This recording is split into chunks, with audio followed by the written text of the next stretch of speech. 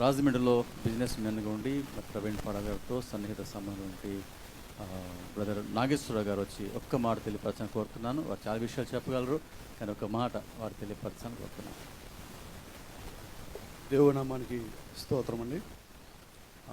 ప్రవీణ్ గారితో నాకు 9 సంవత్సరాల సహవాసం ఉంది. ఆయన ఎప్పుడో మాట అంటూ ఉండేవాడు, ఏమనంటే బిజినెస్ ఆఫ్ మిషన్ అని చెప్పి. ఆ సేవకుడు అంత ఉన్నతంగా హెచ్చించబడ్డాకి ఆ సేవకుడి దగ్గర వెళ్ళిన తర్వాత మేము చాలా నేర్చుకున్నాం. ఇందాక టాటా విక్టర్ గారు చెప్పినట్టుగా ఆ సెమినార్ విషయం అవ్వచ్చు, ఏదైనా కానీ మరి పరిశుద్ధాత్మ దేవుడు తాకినప్పుడు ఆ వ్యక్తి మరి ఒక జత బట్టలతో ఇండోర్ వెళ్ళి దేవుడు మిషనరీగా పనిచేసి ఒక సాఫ్ట్వేర్ కంపెనీని స్థాపించి లక్షల రూపాయల జీతాలు ఇస్తూ నాకు తెలిసి 200-300 మందిని హైందవుల్ని తాగుబోతుల్ని మార్చి వాళ్ళతో బిజినెస్లు పెట్టిన వ్యక్తి.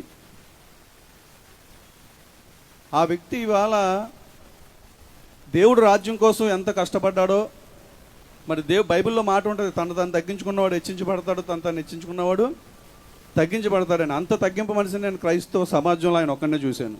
హల్లెలూయా. ఎంత తగ్గింపు అంటే నెలకి 20 లక్షల రూపాయల సాలరీస్ ఇచ్చే వ్యక్తి, లాస్ట్ ఇయర్ 98 లక్షలు ట్యాక్స్ కట్టిన వ్యక్తి మరి అలాగా రోడ్డుల మీద ఎక్కడ పెడతాడు మందు తాక్కుంటూ వచ్చి చనిపోయినట్టు ఆ చరిత్ర అలా ముగించింది. హల్లెలూయా. కానీ ఆ చరిత్రని దేవుడు తిరగరాస్తాడని నేను నమ్ముచున్నాను. ఆయనతో ఇండోర్ వెళ్ళాను. ఆయన ఎక్కడైతే రైల్వే స్టేషన్లో పడుకున్నాడో అక్కడ తీసుకెళ్ళాడు, ఏ ఇంట్లో అద్దుకున్నాడో అక్కడికి తీసుకెళ్ళాడు. అవన్నీ చూడడానికి దేవుడు గొప్ప ధన్యత ఇచ్చాడు.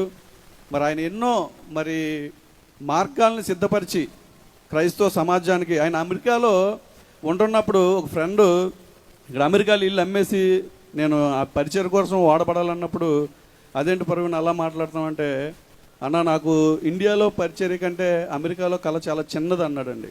ఇవాళ అమెరికాలో సెటిల్ అయిపోవాలంటే చాలామంది చాలా ప్రయాసపడుతూ ఉంటారు.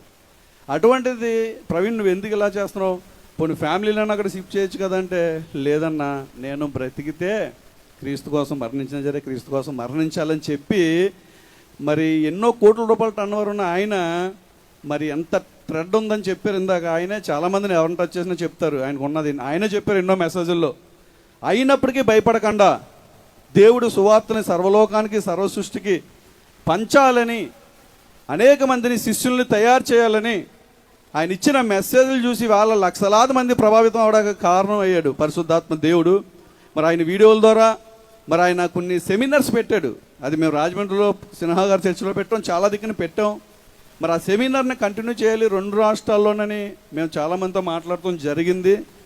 ఆ సెమినార్ ఉద్దేశం ఏంటంటే, యేసుప్రభు గారు చెప్తారు, పరలోకంలో భూలోకంలో నాకు అధికారం ఉంది, మీరు వెళ్ళి సమస్త జనుల్ని నాకు శిష్యులుగా చేయండి అన్నాడు.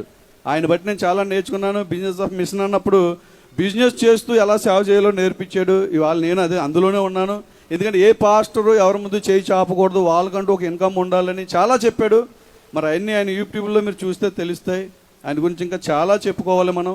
దేవుడు అవకాశం ఇస్తే నేను యూట్యూబ్ ఛానల్లోనే చెప్తాను ఆయన గురించి బిట్టుగా. మరి ఇక్కడ సమయం లేదు కాబట్టి చిన్న మాటలు దేవుడు దీవించును గాక.